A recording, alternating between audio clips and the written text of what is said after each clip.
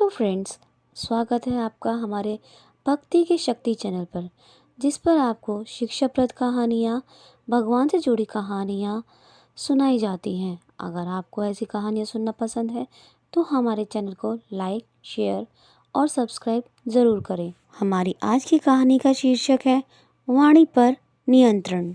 एक बार की बात है, नया सर गांव में एक ईमानदार लड़का रहता था। वह सभी से प्यार से बात करता था, जिससे सब जलते थे। एक बूढ़े आदमी को तो बहुत ही जलन होती थी। उसने गांव में अफवाह फैला दी कि पड़ोस में रहने वाला नौजवान चोर है। यह बात दूर दूर तक फैल गई। आसपास के सभी लोग उस नौजवान को चोर बोलने लगे और उस नौजवान से बचने भी लगे। नौजवान परेशान हो गया, कोई उस पर विश्वास ही नहीं करता था।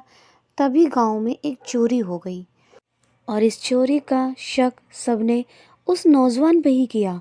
उसे गिरफ्तार कर लिया गया, लेकिन कुछ दिन बाद सबूत न मिलने के अभाव पर उसे छोड़ दिया गया। निर्दोष साबित होने के बाद वह नौजवान चुप नहीं बैठा। उसने उस बूढ़े आदमी पे आरोप लगाया और उस पर मुकदमा कर दिया। पंचायत में बूढ़े आदमी ने अपने बचाव में सरपंच अशोक से कहा, मैंने जो कुछ भी कहा था वह एक टिप्पणी थी, उससे अधिक कुछ नहीं। किसी को नुकसान पहुंचाने का मेरा कोई मकसद नहीं था। सरपंच बहुत ही समझदार व्यक्ति था। उसने बूढ़े आदमी से कहा, आप एक कागज का टुकड़ा लीजिए, उस पे वह सभी बातें लिख दीजिए जो आपने नौजवान के बारे में कही थी, और जाते हुए उन टुकड़ों को रास्ते में फेंकते हुए चले जाइए और कल अपना फैसला सुनने के लिए आ जाइएगा। बूढ़े व्यक्ति ने वैसा ही किया।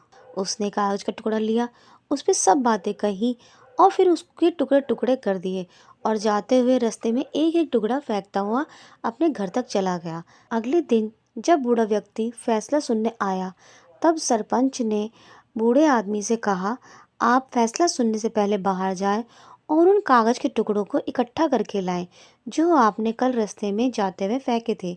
बूढ़े आदमी ने कहा, मैं ऐसा नहीं कर सकता। उन टुकड़ों को हवा कहीं से कहीं उड़ाकर ले गई होगी।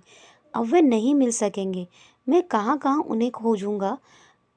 सरपंच ने कहा, ठीक उसी तरह एक सरल सी टिप्पणी भी किसी का मान सम्मान उस सीमा तक नष्ट कर सकती है जिसे वह व्यक्ति किसी भी दशा में दोबारा प्राप्त करने में सक्षम नहीं हो सकता। इसलिए यदि किसी के बारे में कुछ अच्छा नहीं कह सकते तो आप चुप ही रहें। वाणी पर हमारा नियंत्रण होना चाहिए ताकि हम शब्दों के दास ना बने।